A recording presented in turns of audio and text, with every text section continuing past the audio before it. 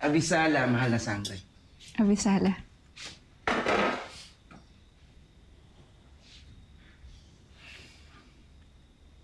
Abisala, Eshma, Ginoo. Sa lahat ng pinapakita mong kabaitan, hindi ko alam kung paano ko mababayaran ng lahat ng ginagawa mo para sa akin. Wala akong kabayarang hinihingi, Danaya. Higupin mo na yan para magkaroon ng init ang iyong katawan. Danaya, habang wala ka pang mapupuntahan, maaaring dumito ko muna sa aking bahay. Habang may nanap ka pantahanan. Oo nga naman. Ba't ka naman lalayo pa sa iyong... Rael, Oh, prutas. oo nga pala. Salamat. Ano nga ulit ang iyong pangalan? Kuya ang itawag mo sa akin. Salamat, Kuya. Ngunit hindi tirahan ang aking kailangan. Kundi ang paraan para makabalik sa Encantadia.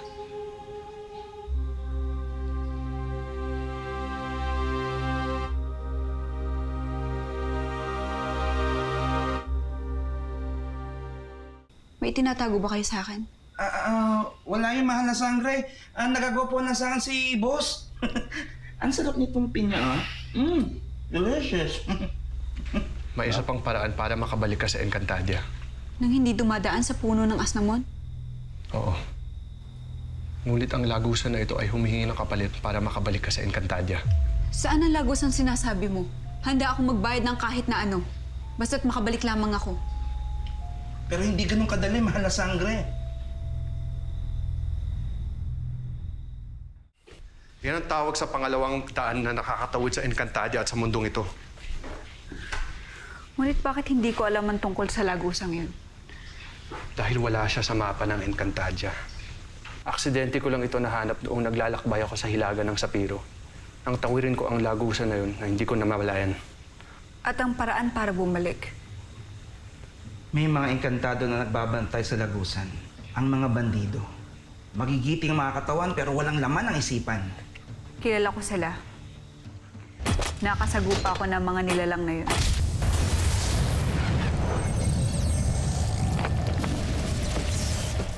Sila nagsabi sa amin na ang tanging paraan para makabalik sa Encantadia gamit ang lagusan na yun ay magdala ng mga tao mula rito patungo sa ating mundo bilang sakripisyo.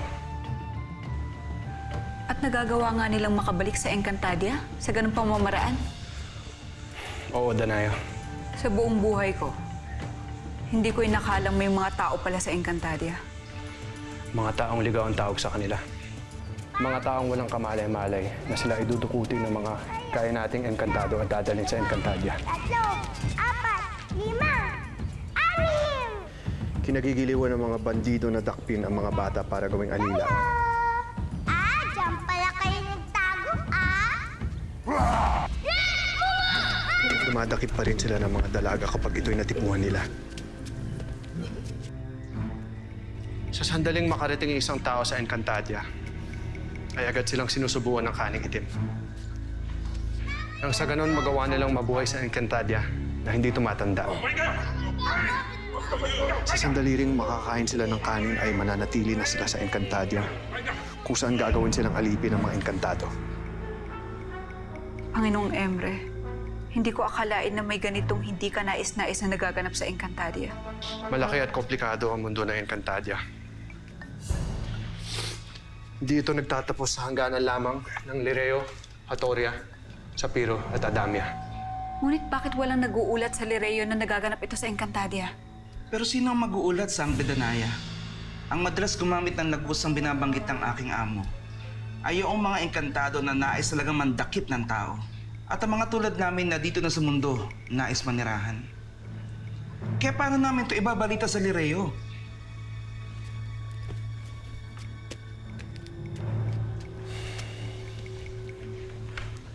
Ikaw, Danaya. Kaya mo na ba mag-alay ng buhay?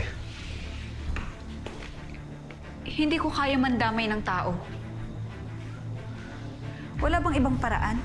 Kung wala sa'yo ang susi ng asnamon,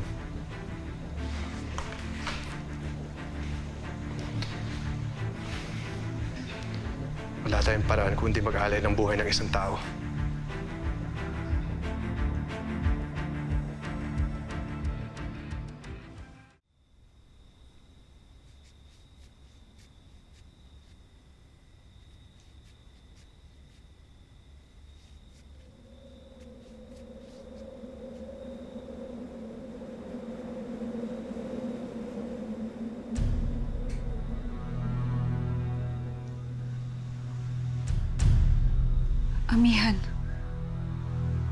Ano nangyayari sa'yo sa Lereo?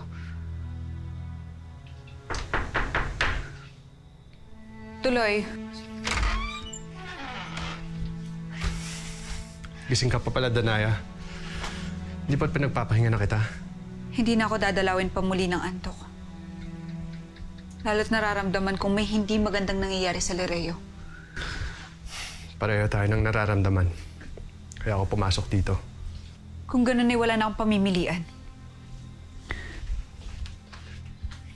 Samahan mo ako. Samahan mo ako sa lagusang sinasabi mo. Nang sa ganun ay makahanap pa ako ng ibang paraan para makabalik sa Encantadia. Nakikiusap ako sa'yo. Hindi ko alam kung anong paraan na naisip mo. Ngunit halika. Dadalhin agad kita roon. Abisala, Eshma.